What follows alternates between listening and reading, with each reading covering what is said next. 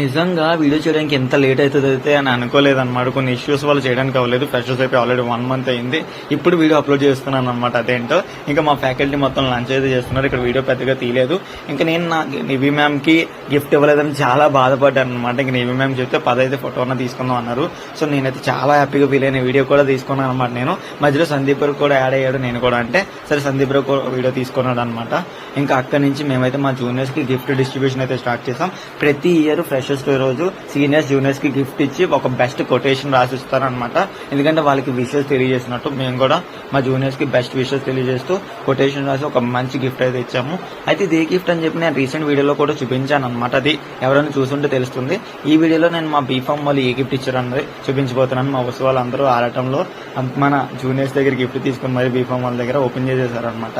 వాళ్ళు water bottle ఇచ్చారనమాట freshers పేరు వేసి. ఇది కూడా చాలా బాగుంది. అయితే మేము ఇచ్చిన గిఫ్ట్ చూడాలనుకుంటే